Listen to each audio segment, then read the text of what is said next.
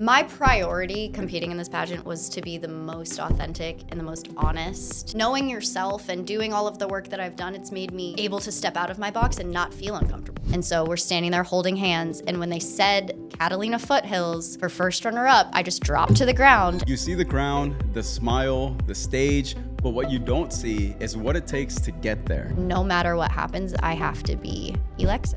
And I have to be true to myself, and I have to listen to myself, because that's kind of how it felt at the time. And then once they opened up the age range again, lifted all of the restrictions, I was like, well, no one can tell me no, so I'm coming back. Her and I both knew. We both said we knew it was gonna be us. In this episode, we sit down with Miss Arizona USA, Elexes Richardson, who's been competing in pageants since she was just 6 years old. From early beginnings in the pageant world to standing center stage with the crown on her head, she's sharing the highs, the heartbreaks, and the mindset shifts that made her who she is today, along with the pressure, the preparation, and the mindset behind becoming Miss Arizona USA. Is there a switch? Because you say there's like friendly competition. Absolutely. There is a bit of a switch because it just becomes a little bit more serious. Yeah. What was he feeling like as a parent? Because I wouldn't have been able to do it without them. Like without my dad, seeing how proud he was really great.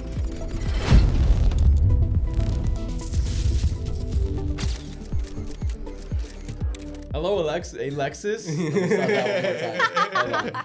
I didn't know how to start that one. All right. Hello, Elexes. See, I'm so used to saying Elexes. I know. I'm like, I make it real hard. It's tough over here. You get that shit right. There are rules over here. Absolutely. Third time's gonna be it. All right, this is it. Hello, Elexes. So how's your day been so far? It's been wonderful. I had a great day, chock full of preparation for Miss USA. I actually had some interview coaching last night. I also had some public speaking courses. And then today I got to go to Scottsdale Fashion Week and do a little runway review. And that'll be next Friday. I'm super excited. Has it always been fashion, or what was it when you were Predominantly, it was pageants. Okay. Yeah, so I started pageants when I was 6 years old. Six, I know. So it wasn't necessarily my idea. It was my parents' idea. But as I grew up, I came to love it. Obviously, it became my greatest passion other than gymnastics. Okay. But pageantry has taught me so much. It's taught me not only poise and the importance of public speaking and the importance of being able to explain your thoughts, your feelings, and your passions. And not only that, but it's given me some of the best friends in my entire life. I actually competed with Miss Superstition Mountain, and her name is Danielle, and we've been friends since we were 14 years old. Wow. Yeah, so 16 years going on. So is it more or less competitive when you're going up against someone you've known your entire life? It was actually less competitive, because you're doing it together. So it's really collaborative, and you're able to look at each other and see the strengths and the weaknesses in one another. And because you are friends, you feel that comfortability and you're able to kind of discuss those things that might be, a little hard a to tough discuss. topic. Yes, Gotcha. absolutely. So it made the entire process far more enjoyable. That's awesome. Were you rooming with her? Did you have someone else? No, actually, I had another roommate. I roomed with Old Town Scottsdale, and she was phenomenal. But yeah, so pageant weekend, we were able to kind of collaborate with everybody, and we did have roommates, but we kind of had a free reign, to meet everybody and kind of spend time with one another, whether that be outside of the hotel, outside of our host hotel, or in rehearsals, walking to rehearsals, practicing our opening production number, going over interview questions. So the entire weekend was really collaborative, even amongst people who weren't friends prior. Really? So it was really, really cool. Yeah. Nice. So how was the whole process of Miss Arizona when you enrolled into it? Like, was it kind of what you expected, or like what did you kind of think it was going to be when you first got into it? Right. So like I said, I've been competing in pageants from the age of 6 years old to 22. So that was a 16-year period of my life. And then, it was a whirlwind for sure. But then I took an 8-year hiatus. And so honestly, the decision to do the pageant was rooted in all of the self-work that I have done and rooted in my journey with therapy and kind of like rediscovering who I was as a person, Okay. as an adult, really. You know, with doing pageants for so long, you kind of have to relearn yourself once you take a step out of that, right? And so that's what that 8-year process was. And so when I decided to compete for Miss Arizona USA, that was actually 3 months prior to the competition. 3 months? 3 months, yeah. So I was definitely cutting it short, right? But I had done the work already. I Prior had to been doing, those, exactly. I had been doing the work for a year and a half, a year at that point. And I had thought about competing for a few years prior. I just never really pulled the trigger because I knew that I had more work to do. What was I the knew catalyst? it was feeling really, really present and really comfortable with myself. Okay. Like in my entirety, you know, I've been working with my therapist for a year and a half and we've been doing EMDR. And so that entire process of just going back and being able to look at situations that I had been in and kind of reprocess my brain and kind of change my way of thinking and changing my feelings towards certain situations and certain experiences, I was able to look at things with a different light, and I was able to realize that this is my passion. Like my true passion is pageantry. And so once I felt really whole, right? And really, once I felt like I did the work, I was ready again. That's and crazy. it was time. For someone that says they did it for, what you said, 12 years? 12 years, yeah. Or Dang. 16. 16. So when you 16. first started, it was kind of like a parent thing? Like It they thought was you were in there? initially, yeah. So when I was 6, I mean, you don't really know what your passions are at 6, right? So Yeah. I started to do it because I think that she was being told, like, she's so beautiful.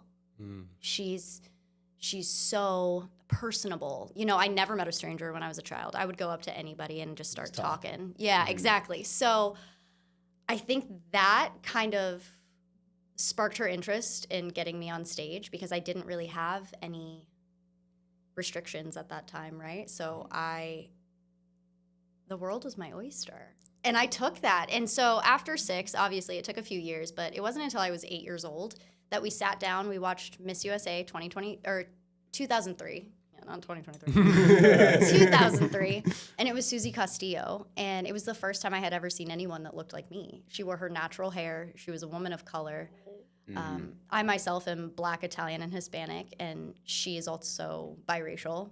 And she grew up in a place that was not common, right? She didn't see a lot of people that looked like her. So when I saw her on the Miss USA stage, I was like, I can do that. Like, that is so cool. She didn't straighten her hair. She's not trying to look like anybody else. She's very proud to be Black. She's very proud to come from where she comes from.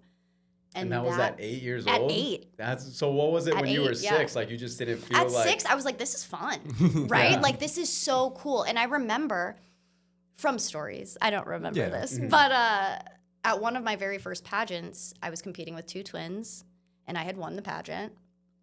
And I remember I was told that I looked at my dad, and I said, they need something. Like, they're here. They worked hard, and they didn't get anything. So I ended up giving the twins 2 trophies and 2 crowns because I had cleaned house. So at 6, I even knew that, like, It wasn't about you. it wasn't about me. Yeah. Yeah. So I think I've always known that everyone deserves to be a princess. Everybody deserves to be special. Everybody deserves, if they're going to put themselves out there, right? If they're willing to do that, you deserve Some recognition. some Yeah. applause, some support, because that's hard. That is, honestly, in these past 8 years, that's the most vulnerable I've ever felt, is being on stage in a swimsuit and in my evening gown and in front of the judges doing an interview. You have to be vulnerable. And so I don't think I understood the gravity of that at 6 or at 8. Yeah. You had a But concept of I had it. a concept of it, right? I had an idea that they're here and they deserve the same accolades as I do. They're working just as hard as I am. Yeah. Yeah. So was that, like, being vulnerable, how was that hard to, like, talk to at first, or, like, to talk about it at first? Because, like, did you ever get, like, emotional to where you couldn't talk about it, or, like, you start, like, just crying or whatever? Like, Absolutely. I mean, even in my onstage question, the question was, what do I want my legacy to be as Miss Arizona USA? And Had to take a little pause. I did. I took a few pauses, my friend. I took a few pauses. But it's because I really felt the gravity of that You wanted to give moment. the right answer. Exactly. Yeah. But I also wanted to give Alexis's Exactly. true answer, Exactly, right? yeah. Because any answer would be great. Yeah. Whatever you think your legacy would be, that's going to be a great answer. Mm-hmm. My answer, however, was I want people to remember how I make them feel. I want them to feel seen. I want them to feel heard. I want them to know that when I am in their presence, I'm paying attention to them. I'm listening to them. I'm not distracted. I'm not worried about other things. I'm not going to bring my assumptions into this or my biases into this. It's a genuine meeting and a genuine connection because I think that that's what's lacking right now. And I think it's really easy to meet someone where you think they're at as opposed to where they really are at. Yeah. Like the persona you give off as Absolutely. like they say, like, don't judge a book by its cover. Yes, Right. There's the cover can look absolutely. pretty, it could look ugly, but once you actually Right. get into the book, it's a completely different story. Certainly, No, I get certainly. that. I totally get that. So like at what point, because you were doing the pageants for 12 years Mm-hmm. or 16 years, sorry. Crazy. Just the numbers are big. So throughout that time, like, was it like a slowly kind of like building up? Like, what were you building over those first 16 years? Like, what were you kind of working on? Yeah, so I was definitely working on my self-confidence in those first 16 years, right? Because I saw myself as an athlete and I saw myself as a competitor. And so I always needed an accolade. I always needed to win in order to like reaffirm that. Yeah. And so that's, in those 16 years, that's absolutely what I was doing. I was just collecting belts. You know what I mean? Like, but near the end of that, I realized that I was not being honest. I wasn't being true to myself. I was giving answers that I thought I should have given, what I had heard other people say and what was working for them, right? And ultimately, yeah, that it Is that what made you feels stop? wrong. Absolutely. Is that what made you stop? Yeah, absolutely, because it wasn't authentic. It wasn't real. And the joy wasn't the same, right? Because when you're passionate about something, it doesn't feel like work. When you love something, it's not a job. It's not a task. It's not a box to check off. And it became that for me. It became just collecting titles. It became something. It's just what you were used to. It was just what I was used to. And it was almost like I needed to win in order to Feel happy about. to feel happy, yeah, and to have some worth to myself. So in those 16 years, did you ever lose? And if so, how did you handle that? Yeah. She's like, hell no, I didn't lose. I never lost. No, I'm just kidding. I lost rarely. I mean, I can count on one hand the amount of times that I lost in 16 years. No, but those now, right? yeah, now, yeah. looking back, I deserve to lose those pageants. Really? 100%. 100%. Why do you think that? Just Either your- my heart wasn't in it or somebody else earned it. Like they genuinely earned that. Because that's the thing. You can feel authenticity. You can smell it. You know when someone's blowing hot smoke. Mm-hmm. Oh yeah. And I was doing that. I was really good at that. It's the competitor in you. Yes. Yeah. And honestly, I used to say all of the time, I hate losing more than I love winning. I agree with you. I couldn't agree with you Right? anymore. Yeah. 100%. Yeah, absolutely. And so I had brought that up to my therapist a few months ago, and he was like, "That's a problem." yeah, that's not a healthy thought, right? Yeah. And so we had to break that down, and it really kind of got down to the brass tacks of things, and it was simply proving my worth to other people. And Instead of to yourself. Instead of to myself. Yeah. And in those 8 years, I learned that I don't owe anybody anything. Mm-hmm. I owe myself the time and the effort and The love. 100%. Exactly. And so now I know that hour every week, I'm in therapy every week, and I'm not ashamed to say it.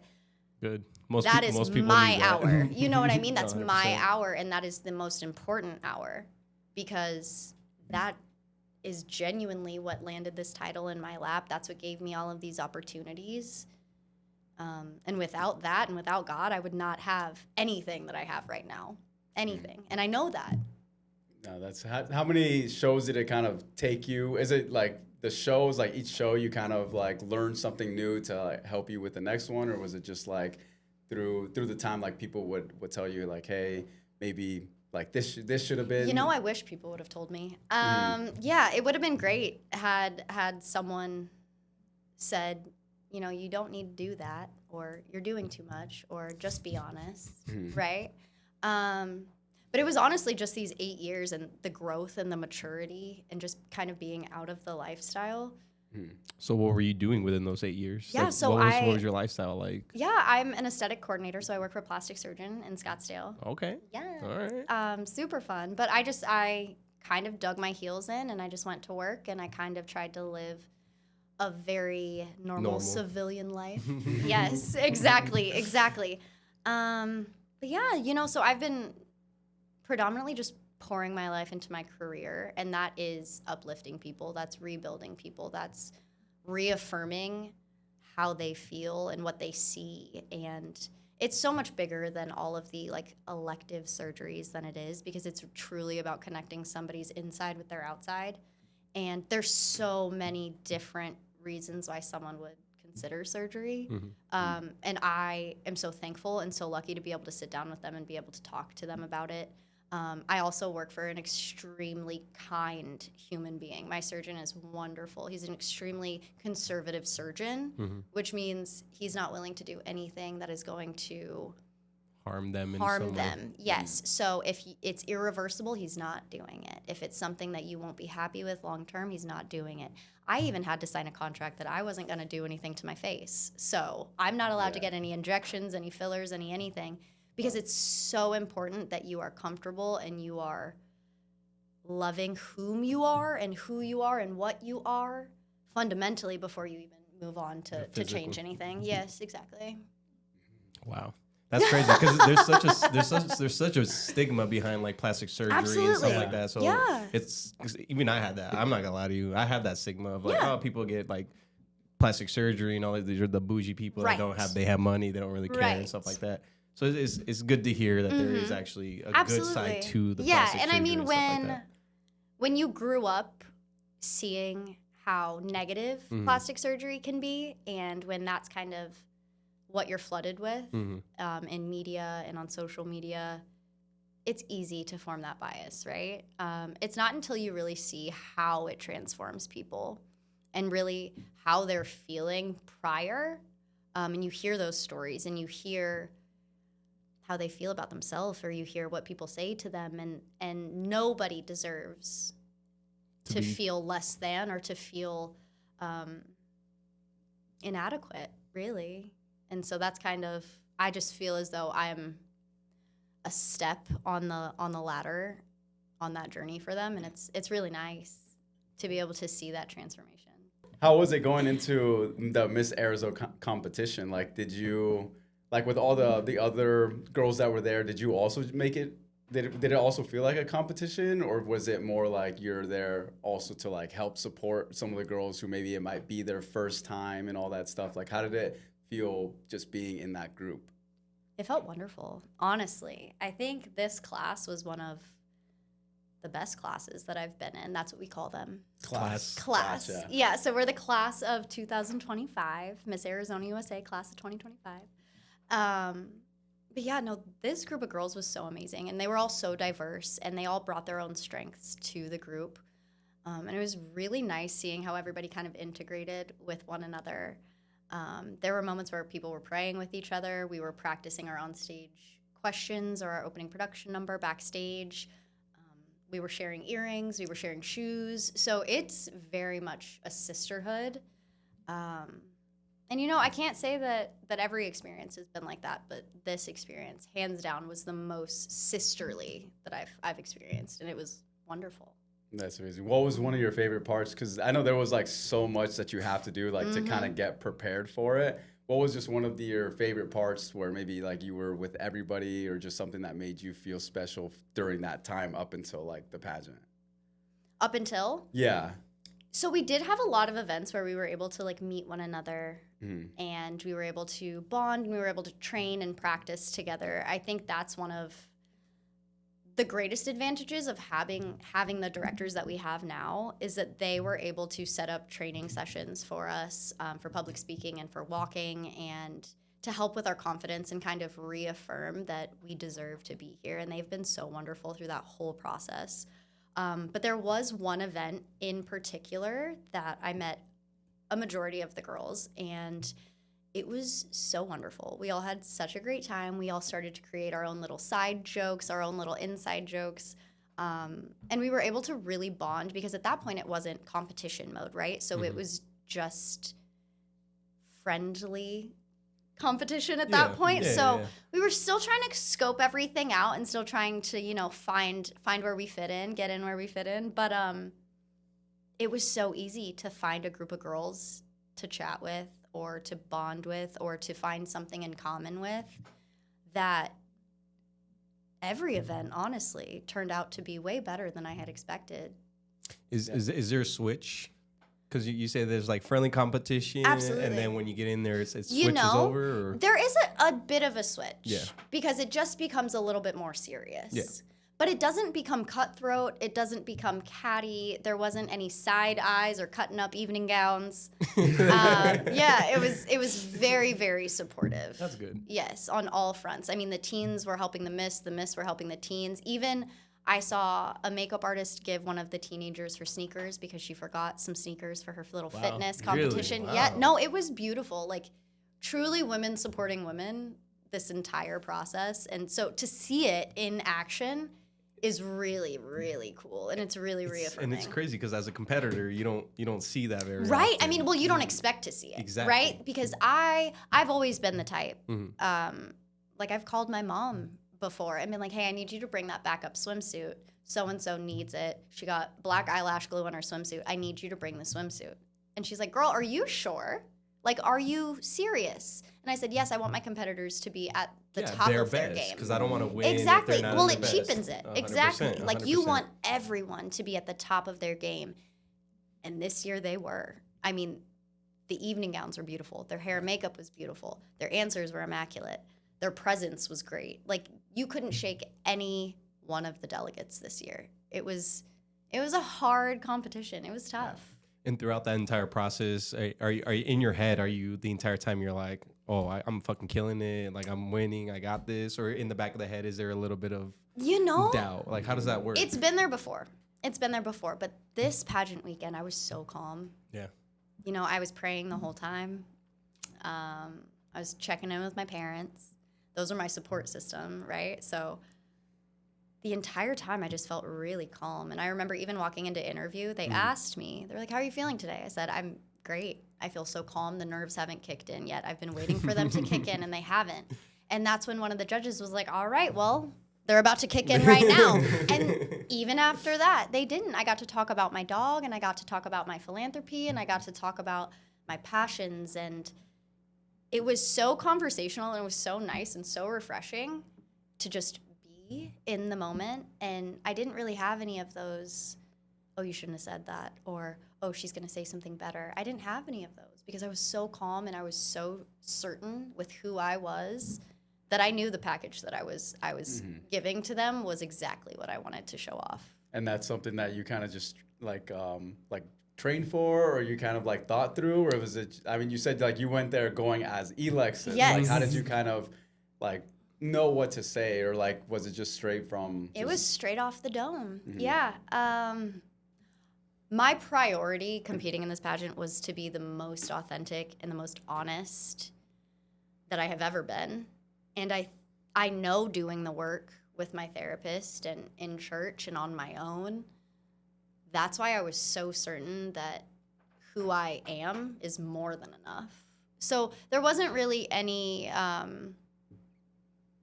strategy.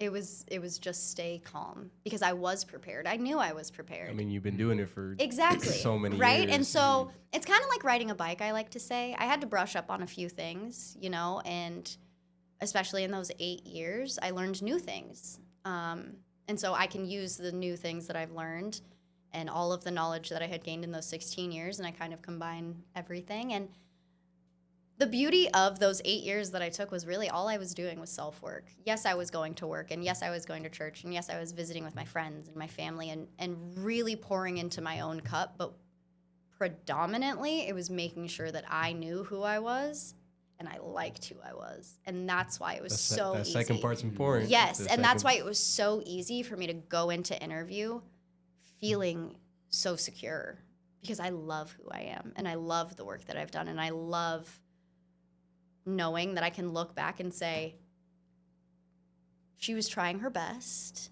she did her best, and now we're even better because we did the work. Was there a favorite part of the pageant? Winning. Right. I mean, I think that winning moment, right, was wonderful. But outside of that, it was genuinely being able to connect with the girls and not feel like it was a competition.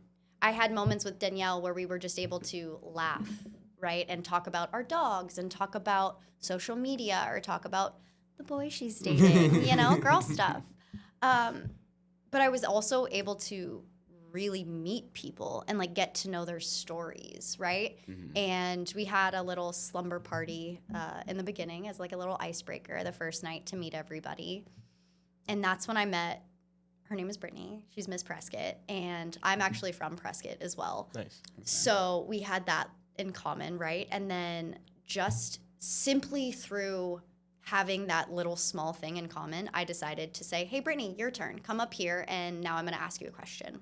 I had a little Q&A in the slumber party.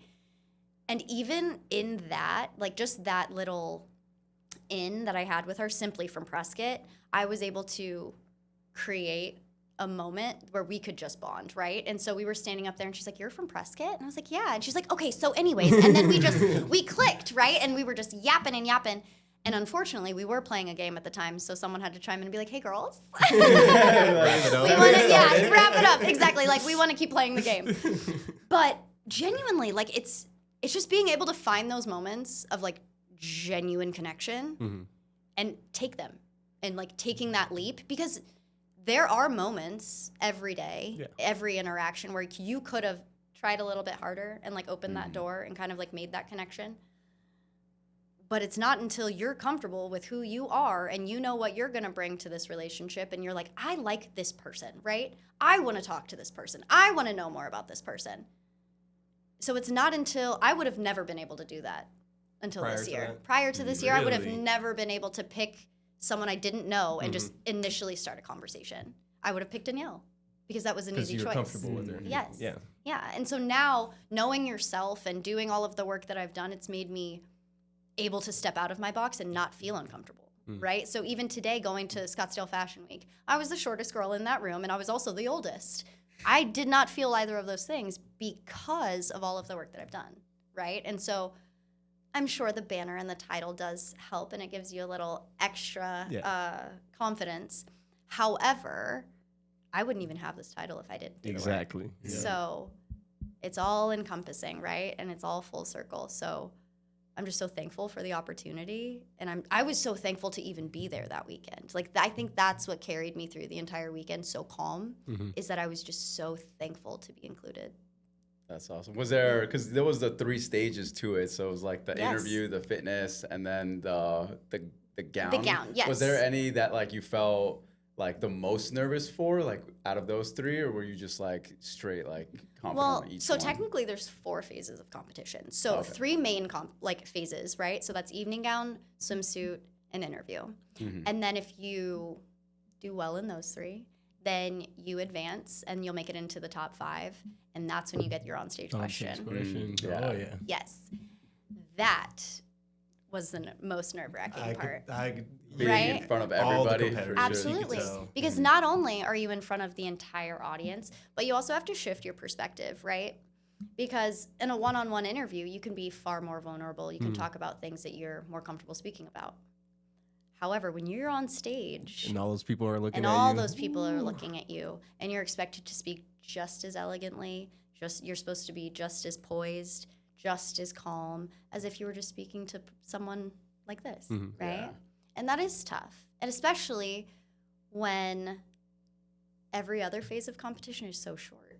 So interview's 3 minutes, evening gown might be 1, swimsuit might be 1, and you're not speaking during those other 2. So those are easy, right? You get to show off all of your hard work and your beautiful evening gown and your poise. It's not until you know that the cards are stacked and there's 5 girls Top who are 5. vying. Yes, exactly. We all want the same position. Yeah. And you can see everyone in the audience. You know, you can see all of their faces. I can see in the back of the room. I can see my dad. I can see the camera. I can see it all, right? Yeah. And that's when it really gets real. That's when you feel like you are the only one on that stage. Really? Absolutely. Absolutely. But you need to take that moment and you need to capitalize on it, right? So that's when all of the work that you've done, that's what that's for. Sure. You know what I mean? So you channel that in that moment. You channel the poise. You channel the interview prep. You channel trying to be as succinct as possible because you only have 30 seconds. You don't have a minute.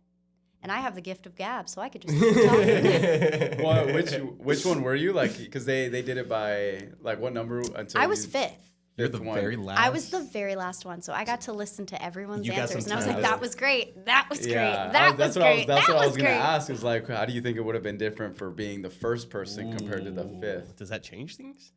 I mean, absolutely. Yeah, because you don't have all of that time to be like, oh, that was really good. Yeah, like, because every single woman that makes the top 5 is accomplished. She's intelligent. She knows what she's talking about, right? Mm-hmm.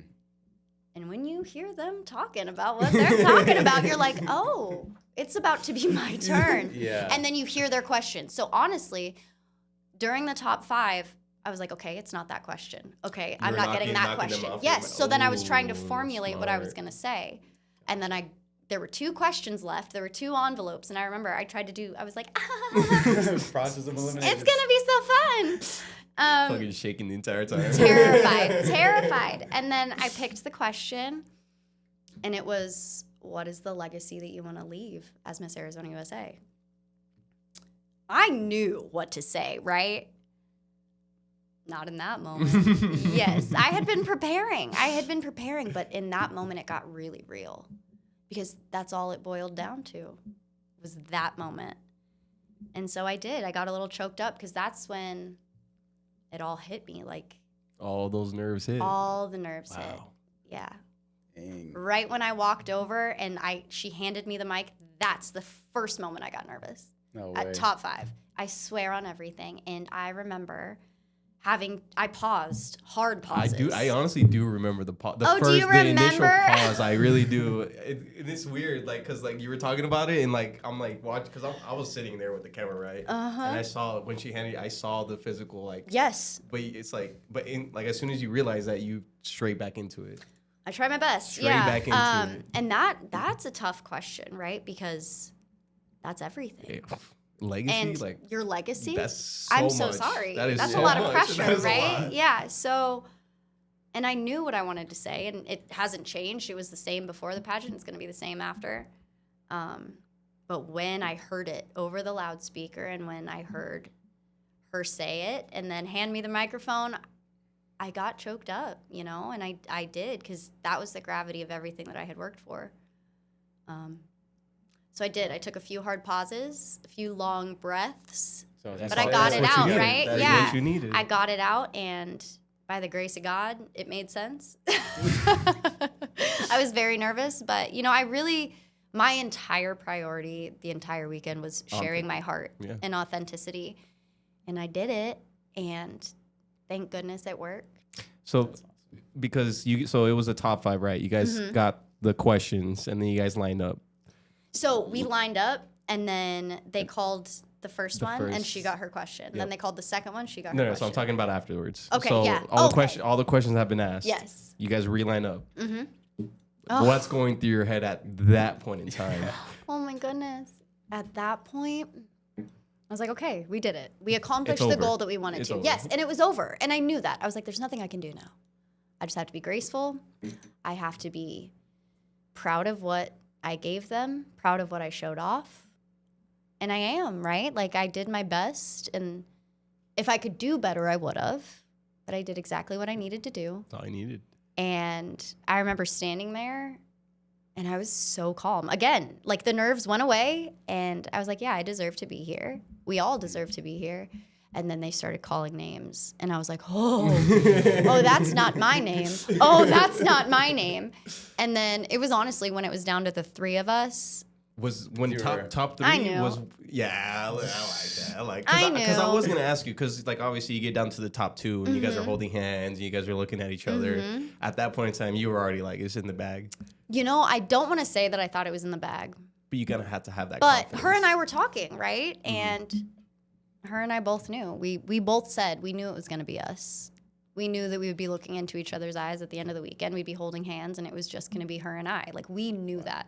She even said, when I saw that you enrolled or when you signed up, I knew that it was going to be us. And Did you know her before? I like, did. Prior? Yeah, I did.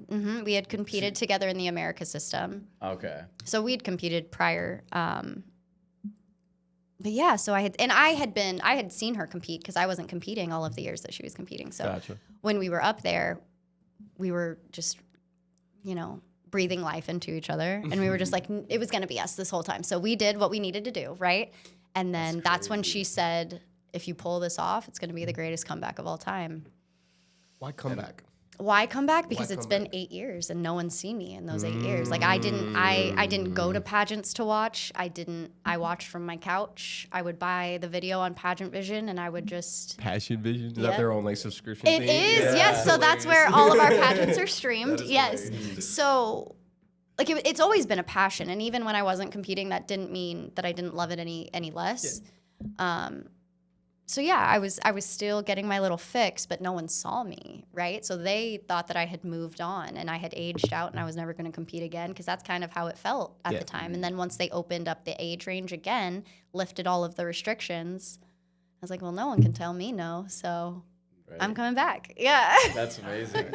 Ended up winning. Wow, that is literally such a great comeback. Literally. Thank you. Damn. So what happened? Crazy. What's the process? Because it was you guys first, and then because there's two, right? There was So there's a teen and then there's a miss. Yeah. So they do the teen first. teen first, right? Okay, so you've been announced as the winner. You're Oh man. ecstatic. Yeah, you saw it. I saw it. You were having a great time, and I was At very the happy for you. hanky, I was Hell yeah. I looked like a Steelers fan. I'm not a Steelers fan. Like, I don't know where that came from. But I was thought very that was proud. like a note or something. It was a 'cause, like, hanky. So on the pageant the finals were on Sunday. Saturday was my great grandfather's 90th birthday, and he passed in 2018. And so, thank you. And so we all had our hankies with us because he's our guy, right? And I hadn't noticed up until that point that the monogram on my hanky was sage green, the same color as my dress. So I had it with me the whole time, and I felt really compelled on Sunday. I was like, I need him. Like, I need him with me. And so I tried to fold up the hanky before top 12, and I couldn't figure it out. So it was just, like, really bulky in my dress. And so they had me take it out of they were like, I can see that. Like, take it out. And I leaned over to the stagehand. I was like, don't lose this. Right? And keep it safe. Yeah, keep this safe. And I had tears in my eyes. And this poor young girl, she was like, okay. I'm like, you don't understand. I'll find your family.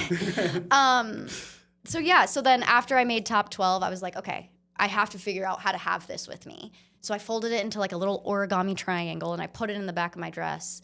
And so we're standing there holding hands. And when they said Catalina Foothills for first runner up, I just dropped to the ground and I was like, grab your hanky, girl. And I just pulled it out of the back of my dress and started whipping it around. And yeah, I know. I thought that was like a note. Like I noticed you did right, that. Like, you're you all, had something. everybody. I was like, that must mean something. Yes, It has everyone right was there. like, what's going on? And the best part is in the video on Pageant Vision, so my dad interrupted the live stream because he was so excited. Good. And we have the same mannerisms. It's honestly crazy. So while I'm waving around doing the the same hanky, he's doing the same thing in the audience. So you get it from both angles, and it's just the most beautiful thing. Yeah, no, I love it. I love that. That's awesome. What happens after that, by the way? Because I mean, we just left. Right. Like, what? Yeah, so after that, I cried a lot. Nice. Yeah, Good I for was you. crying a ton. And then I got some pizza. Nice. Absolutely. I celebrated with a cocktail. Hell yeah. Because I'm 30. As you Yeah, should, as you absolutely. fucking And then should. I laid in bed with my crown and banner on in my pajamas, and I watched the pageant. Really? I bought Pageant Vision? I bought the pageant like the to night watch it on that same- Sunday night after I won. My mom and I laid in the bed in the hotel. I had my crown and banner on in my pajamas, and we watched the pageant. Wow. And how did it, What? How did that- How long before you took the the I tiara fell off. asleep Yep. with everything on. My mom had to take it off. I would have done the same thing. Oh, man. yeah. And then this has been a dream since I was 8 years old, right? So every single day I make it a point to put on my crown and banner Good. and show my chihuahua. Right, for your stories and stuff. Your number one fan. I'm like, oh, yes, absolutely. She's Miss Puppy Chihuahua, Arizona, USA. Hey. She has a Miss USA dress She and won a everything. title, too? She won a title. Yeah, she's a princess. I love that. Yeah, absolutely. So when it comes to like the gown, you said that like on the handkerchief or the you said that the green was also standing out. Was that something that like was a big reason you chose that color, or why did you choose? You know, I your had gown? never worn green before. That was the first time I'd ever worn green. Green is one of my favorite colors. I have green eyes. And so that's always been a point of contention for everybody. They've always liked to bring that up. They're like, where'd you get your green eyes from? The mailman. The milkman, right? One of them. But both of my grandmothers, they have blue eyes, and my parents have brown eyes. So I got the recessive gene. Love. Nice. But when I saw the gown, I instantly fell in love. I'm a very timeless person, so I really love like old Hollywood fashion and very classic fashion. But I'm also, as a woman of color, love street fashion. So I love mixing those two things. So in my day-to-day, I do a blend of that. But when it came to evening gown, I felt like Cher. I put the gown on and I was like, this is a timeless moment. I never wanted to take it off. And that's how I know when a piece of wardrobe has to be in my arsenal, is I don't want to take it off. And I wore that gown around the store for like 30 minutes looking at other gowns. Did you wear like a couple others before? I did. I tried one? on a few different gowns. And they were just not speaking to me. They were a little bit more modern, a little bit more sexy, and that's fine. I love sexy. You know, I think women should be sexy. I think women are sexy. Like how like being just very So to it was your like waist, cut out. or There were like mm-hmm. cutouts and like very low. And my gown, you know, I raised the slit a bit because I'm petite, and so I wanted. Hello, I have legs, right? But yeah, no, the gown itself was just really timeless. And there was something about it that was so different than everything else that I had done, that I really, there wasn't even a reason that I liked it. It just spoke to me and it felt good, right? And it's just that feeling you get when you're like, I can't leave this here. Like, I can't have somebody else have this because I need it. It was that. Mm-hmm. What were you thinking when you first walked into to Glam Squad to look for your gown? Like, what was your thoughts for that? So I knew I didn't want anything couture. I knew I didn't want anything too extravagant because I was very certain that I wanted to showcase myself and I wanted to showcase the work that I have done. So I didn't want anything to overshine Elexes. I wanted it to be the perfect balance of who I was, but also a nice showcase of all of the hard work that I've done on my physique. And you know, the dress itself was beautiful, but I knew that I didn't need to spend thousands of dollars on an evening gown because it was who's in the evening gown, not the evening gown itself. Gotcha. So how did it feel when you were actually like walking on the stage, like in your gown, like you guys went to like all the corners and all that? What was going through your head when you actually walked out and then actually started walking? Like, how many things are running through your head in that time, or is it nothing? You know, in the moment, you don't think a whole lot because you're kind of on autopilot, and you do have routines. So you have a swimsuit routine, and then you'll have an evening gown routine. And really, you just want to walk as slow as possible. You want to be as poised as possible. Absolutely. Okay. Yes. So you in want swim, to give them as much time to as look much at you. time, Gotcha, yes. gotcha, And an gotcha. evening gown, you want to be elegant. So you want to be poised. You want to be slow. You want to show off the evening gown. You don't need to do too much. In swimsuit, that's when it can be a little bit more fast-paced, a little bit more fun. You can show off your physique. You can do different poses. But an evening gown, it's a lot more demure, right? So For the culture. for the culture, yeah. So yeah, you just want to be able to showcase not only the gown, but you want to wear the gown. You don't want the gown to wear you. Yeah. And I've fallen victim to that. I've worn a $5,000 dress before, and at 5'4", a ball gown probably isn't the best option, right? It's eaten me up. But yeah, so I think that's what inclined me to pick my green dress is because it was so timeless and it was simple, but it was beautiful. And I knew that I didn't need too much. I needed just enough. Awesome. And are you ever going to wear it again, or is that Oh, yes. Yeah. Yes. I've been thinking about making it into like a cocktail dress, a short dress. What is that? I don't know what that means. Oh, so that's for... It's just a short version of an evening gown. So like a fancy short dress. So you'd wear that to like a black tie event. Gotcha. Or like a little mixer. Okay. And you're going to cut it out? You're going to cut it I'm not yourself? cutting it myself. Oh, no, okay. absolutely. That's the thing. I do so. I am like a huge DIYer. I've taught myself how to crochet. I've taught myself how to paint. I just love using my hands, right? So I can't say that I didn't alter my evening gown prior because I was the one. I was So we took it to the alterations. We had her raise it by an inch, and then when I tried it on at home, it wasn't high enough. So I did take it amongst myself, and I altered my evening gown as well. So Is that not a common thing for people to do? I don't believe so, because when I told Danielle, she was like, "Why did you do that?" But I have all of the confidence in myself, and I would never do something if I didn't have the skills. Or the belief in myself to do it. And so, yeah, I raised my slit 1.5 inches and I hand sewed it and it looked amazing. That's sick.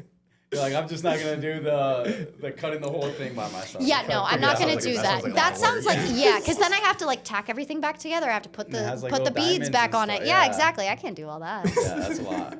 That is a lot. So can I ask, because a lot of it is, like you said, the physique, like how often you're working out and stuff. What's that process like of having to constantly have to work out, like the diet and stuff like that? Because I honestly didn't know that was, like, obviously you're showing off your body and stuff like that, but like what does that look like? Yeah, so I mean, for myself, I kind of looked at it as a lifestyle change as opposed to like a short-term goal. I didn't really look at the pageant as the end goal. I just looked at it as kind of like something that's going to come up in the interim. Yeah. So what my main priority was just getting on a really healthy regimen of working out, but listening to my body, right? So I would work out 3 to 4 times a week, and if I was too tired, I just wouldn't do it, and I would rest because my body needs rest. Everyone needs rest. And the thing is, when you push yourself too hard, that's when other problems start to arise, right? So I had to listen to my body, and that was something that I had to relearn from being a gymnast because you kind of just push through everything. So I had to really learn to listen to my body, and I had to fuel my body in the right ways. I love to cook, so that was never really a problem. I love to mix it up. I love eating healthy because there's no guilt involved in that, right? So if you're eating clean, you can eat as much as you want. You can snack as much as you want. You can even graze. I kind of like have little meals throughout the day because if I'm making it all myself, I know what's in it. So that's how I looked at like the fitness portion of it. I looked at it as a lifestyle change, and similar to interview as well. I've really been working on being more honest in conversation and just in how I showcase myself, how I show up for myself. Because it's easy to kind of build a facade or to pretend simply to make yourself or other people feel comfortable. Yep. And I feel the most comfortable when I'm being Elexes, and I feel the most comfortable when I'm saying how I feel. So I just really leaned into that, and I made it a priority. Yeah, absolutely. I made it a priority and a promise to myself that no matter what happens, I have to be Elexes. And I have to be true to myself, and I have to listen to myself, whether that's I'm tired or I'm uncomfortable or I don't want to do this. I have to figure out why, right? I have to like really dig deep and do the work. Was there a lot of struggle prepping for this? Because, I mean, you said you haven't done it in the 8 years. Like, was there a lot of prep to it, or was it just kind of just, like you said, just relearning the bike? So there was prep involved, absolutely. So I would practice my routines, my swimsuit routine and my evening gown routine. I also would go over interview questions. So there was a process, like a prep process, right? But I didn't want to over-prepare for an interview. I wanted to feel over-prepared for on stage because I wanted to know those routines like the back of my hand. I wanted to be able to do it in my sleep. But I knew that in the past when I practiced interview, it got really rehearsed and it would sound a little false. And you're losing the authenticity of it. Exactly. That's like a risk you kind of take. Absolutely. Wow. That's just there's so much little like small little aspects. Oh to it yeah, that it's really all don't in think the about like it. intricacies of it all. So what, like now that you won the pageant, what are you planning to like do with that now? Like, do you have like a community? Like, I know you got to have like community and like do all that stuff, and you have your platform. Like, how do you plan to do all that moving forward? Yeah, so I've been working with the text crisis line for several months now. And that is simply a text line where people can reach out if they need a shoulder to cry on, or if they need some further assistance, if they're feeling suicidal, if they're feeling alone. So that is my primary work aside from my career. I volunteer every single weekend, and I just take the time to kind of take myself out of the situation, and really be an ear and really be, a helping hand, but also I'm there to listen. I'm not there to fix their problems or to send them to someone else or to say, you need to talk to this person or I'm calling this person. Sometimes people just need a friend. And sometimes people just need to understand that they're not alone. They're not the only ones feeling this way. It's normal to feel this way.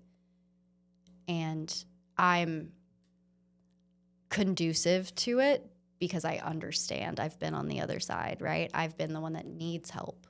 So I can understand where these people are coming from because I've had to do the work. Yeah. I've had to ask for help. And that was the hardest thing that I've ever had 100%. to do. Yeah. 100%. But after you ask for help, I mean, it's usually much easier after that. It's much easier. Just take the step, ask for some help. Absolutely. I promise you will love it afterwards. Yes. Wow. So what's after this? What is, because I know you're competing in... Yes, Miss USA is in Reno, October 18th to the 24th. I'm so excited. So yeah, preparation up until then. How long is that? Like, is that also like a weekend? Or it is. So it's 7 days, I think. Yeah, okay. 6 or 7 days. So I'll be out there for a while. Still trying to wrap my head around the whole, like, in weeks to months of, like, of a pageant. Like, I thought it was like a 2-3 day thing. Dude, I know. So my turnaround the first time was 3 months, and now it's 3 weeks. Jesus. So do you have to reinvent yourself almost in a way, or are you able to just pick off where you left off? Yes. I'm very much picking off where I left off. Thankfully, Seb and Gia and Joe have curated an amazing team. Mm-hmm. So we do have interview coaches, and we have public speaking coaches, and we have walking coaches.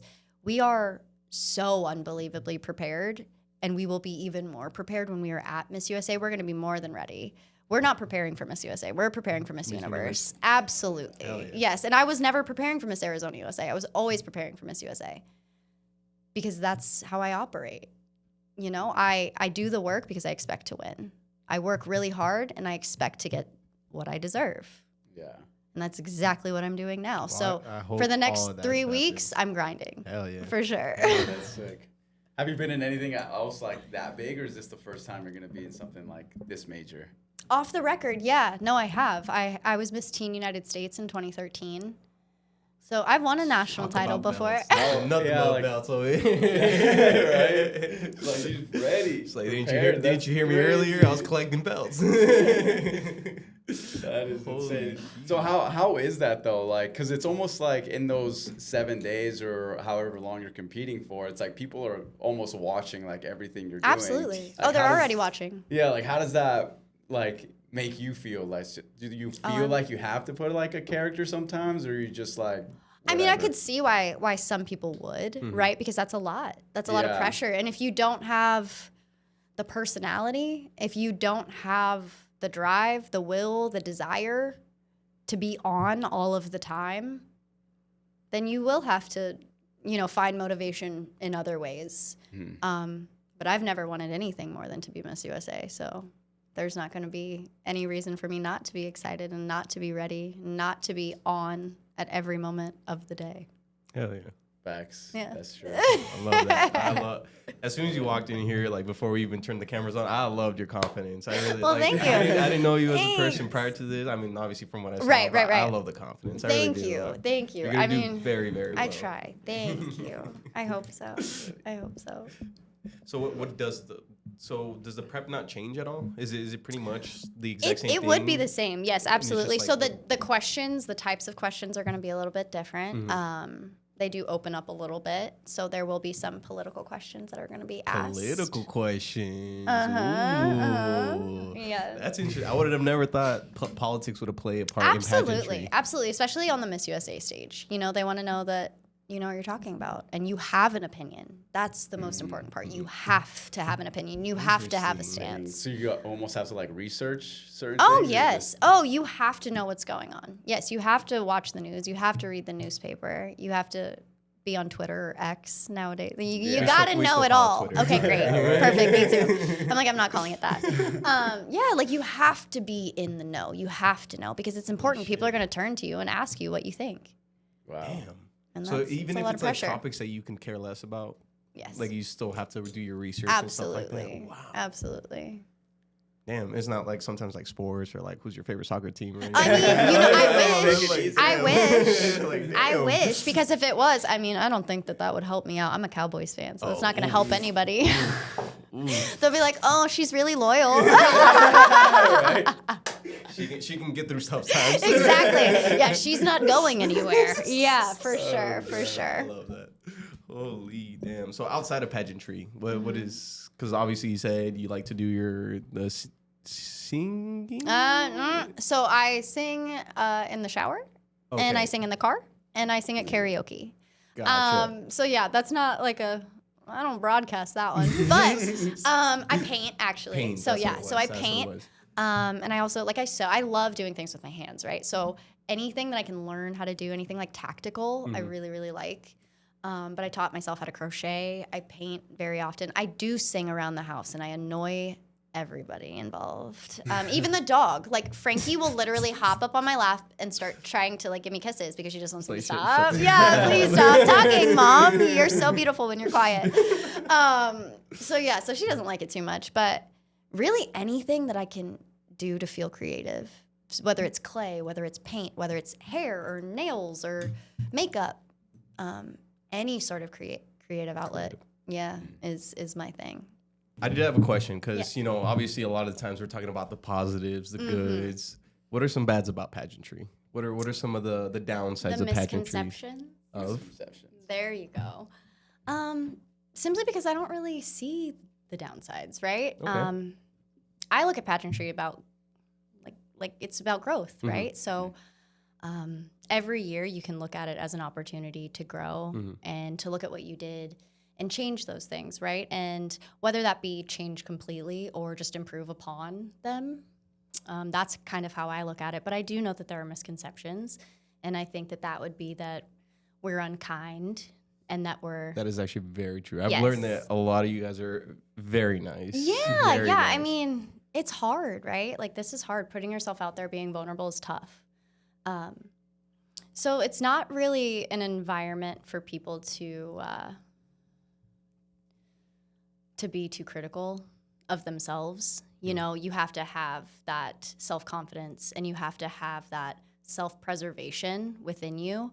And I think a lot of the pageant girls have that nowadays, especially. But another misconception, I think, aside from being unkind, would be that we're not very smart. I think it's all just about beauty. Exactly. No, yes. When they were listing off all accomplishments, right? Or, like, Jesus oh Christ, my goodness! kept These going women and are so going. accomplished. I've competed with doctors. I've competed against doctors, right? And I've competed with women who have master's degrees and doctorates. These women are very accomplished. Everyone deserves to be on that stage. Everybody who applied deserved to be there. And I think being able to meet them and really see them for who they are and hear their passions and hear their stories and hear their backgrounds, right? That's what breaks all of those misconceptions. It's really taking the time to meet these girls and to really see what matters to them, and instantly all of those just slip away. So now that you won Miss Arizona, like, let's say, what would you tell your 8-year-old self now? Like, now that you won and, like, you've learned so much, what would you tell her today? I would tell her that she's going to be just fine.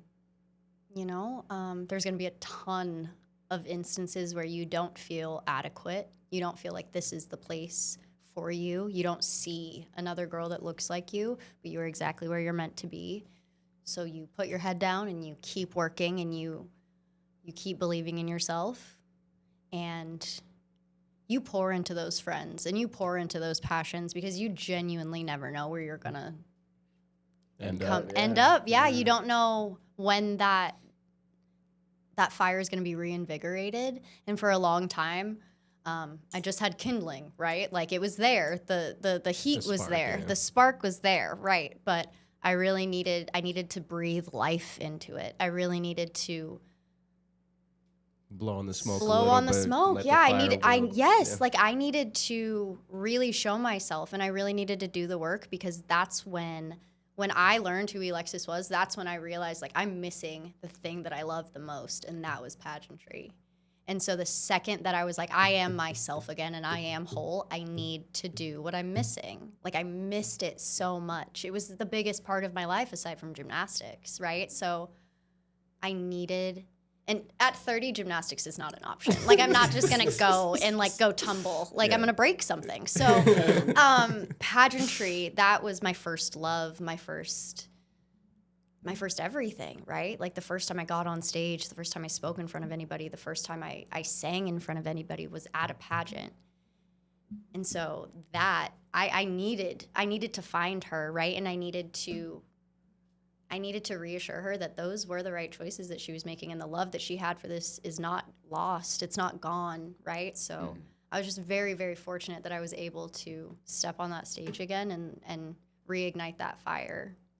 Is there something that you would tell someone that's like struggling in the pageant world, like someone that's lacking that confidence? Like, what do you tell someone that's going through it and they're trying to work it, but it seems like it's not working? Is there something that you tell those people? I do, and I just tell them that they're doing more than enough, right? Because that's the thing, when they're in it, and when you're in a pageant and you're trying really hard, it is possible to lose yourself because you want the title so bad, right? And like, you're willing to do anything for it.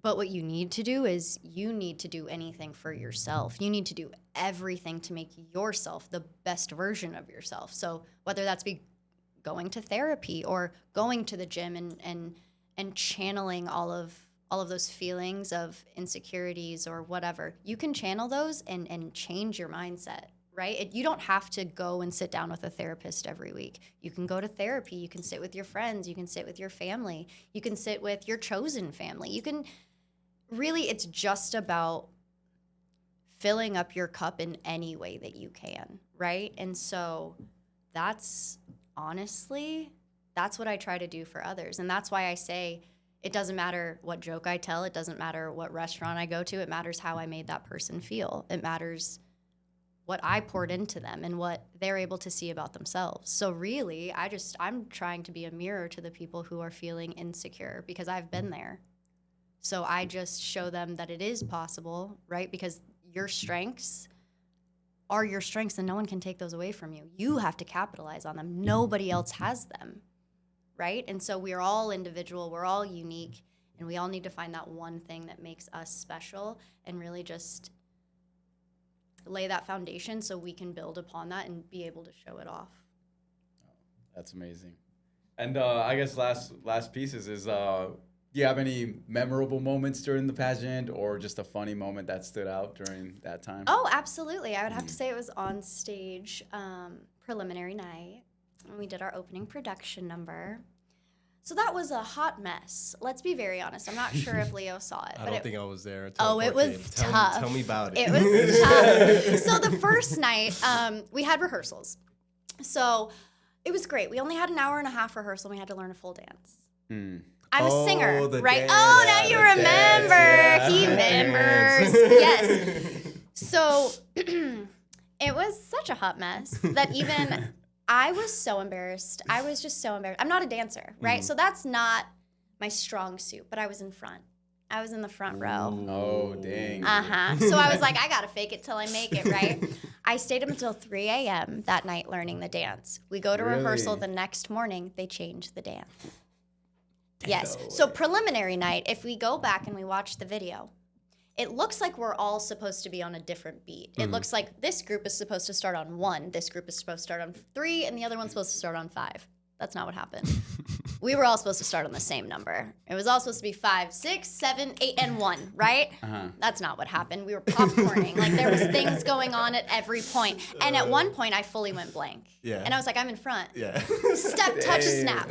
And then I see my dad. My dad is hysterically laughing at all of us because he knows I'm mortified. That's not what's supposed to be going on. He's wiping his tears, laughing so hard. I can see him in the audience wiping his tears.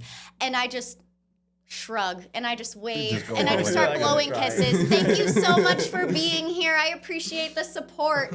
We all get off stage hysterically laughing. That was so bad. Oh my goodness, I can't believe that happened. And then we all just shook it off and moved on. I love because that. the best part is we all knew that wasn't being judged. That was an opportunity to start the show, to make it look very beautiful, very cohesive, very wonderful. It was entertaining, right? It was entertaining. Yeah, that's what it was. Yes. But the next night, we tightened it up. They simplified it. Yeah. No one skipped a beat. It looked beautiful. So I think that was one of the most memorable moments, is that we were all a hot mess, but it was so fun, and we all knew that it wasn't that serious. It wasn't that serious. Yeah. Like, we put so much pressure on it because we do care about it, right? And we want it to be perfect. But sometimes it's out of your control, and you have to have fun. You have to have a good time. You got to laugh, and it's so important to laugh at yourself, because if you can't, who can? Exactly. Yeah. You know? Yeah, then you're just going to be criticized. Exactly. Then you're going to be sad and crying in the back. No, we don't need that. No one needs that. No one needs that. I was crying enough for everyone. There was snot, there was a hanky, there were tears, sweat, all of it. Yeah, poor thing. That's funny. Who was, last question is like, after the end of the night, who was like the person, like, did you have like a special person that you kind of like went to, or did you have anybody that you specifically wanted to talk to after the pageant? Oh, my dad. Your dad? My dad. Yeah. I mean, there's a photo of me on stage, and I'm calling for my parents. I can see it in my face. I'm like, Mom! Like, and the spit strings.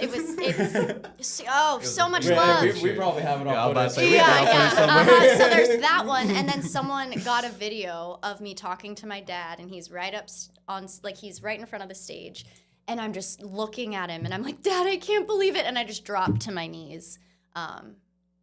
So yeah, no, I needed him in that moment. I needed my dad. Like, he is my best friend, genuinely. Like, I love my mom. My mom is the greatest woman on this planet, but my dad.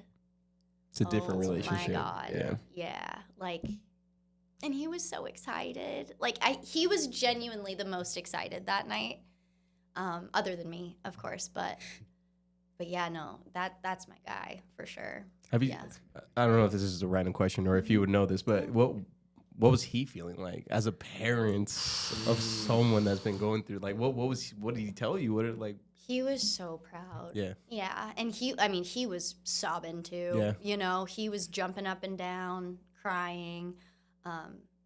He had one too many that night. Had a great night, right? But he was so excited. He was so proud of me, and he just kept telling me, like, you did this, you know, and that was like really affirming. Because I wouldn't have been able to do it without them. Like, without my dad, I wouldn't have been able to do any of this, right? So seeing how proud he was really great. That was really awesome. I love that, honestly. Because that, like, coming from a Hispanic family, like that's like one of the biggest things, right? It's your parents, right? The amount of work and like stuff they put into you as a person, and then you're kind of like, to me, my perspective of you in that position is like you did it for him. I did, yeah, no, and that's how it felt. Because I mean, life is hard, right? And we all need someone who gets it and who you can turn to no matter what, no matter if you can't even explain how you're feeling, right? Or it's not coming out very pretty. He's my person, you know? He's the person that I can call and be like, I need your help. Like, I need you to help me. And not like financially, not physically, but like, tell me I'm gonna be all right, you know? Yeah. Because he gets it. Like, he grew up in the foster system. He met my mom at 16.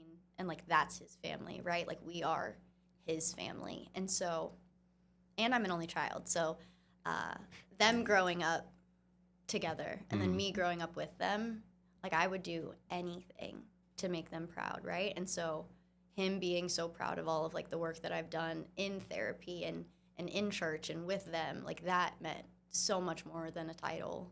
Like seeing his face was so incredible to me because he knows how hard it was. Yeah. I can only imagine. I can only imagine, honestly. Like that probably felt way better than anything else.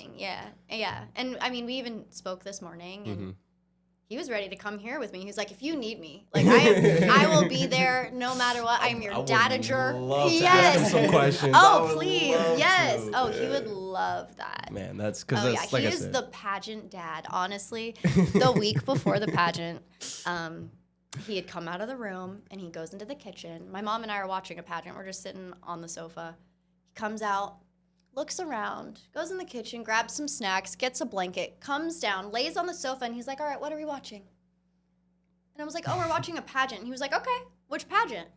He's locked in. It. Oh, locked Hell in. Yeah. Because we have, I mean, it's called like, what is it called? Anyways, there's like a skirt, right, attached to it. So it's like anyways, he calls it a sheet. I don't know what it's called. Because I don't have one, but he calls it a sheet. So now, anytime any gown has like a sheet, yeah, because he loves the sheet. So whatever the real name is for it, I don't need it because it's a sheet. Because it's a sheet. It's a sheet. I love that. That's amazing. Well, no, thank you so much for talking with us and really explaining everything about just your story and everything you've gone through to get to where you are today. So. Where can the audience find you? Yes, so you can find me at Lexi Saray on Instagram and on Twitter and TikTok. But you can also find me at the Miss Arizona USA. Say it again. The Miss AZ USA 2025. Elexes Richardson. I finally did it. Let's go. The third time's a charm. Yes. And many more to come. Yes, absolutely. Let's absolutely. go. Well, yeah, thank you so much. Thank you. And for those of you guys watching, again, if you guys enjoyed the podcast, please give it a thumbs up, subscribe if you are new, and we'll see you guys on the next episode of Hot Shots.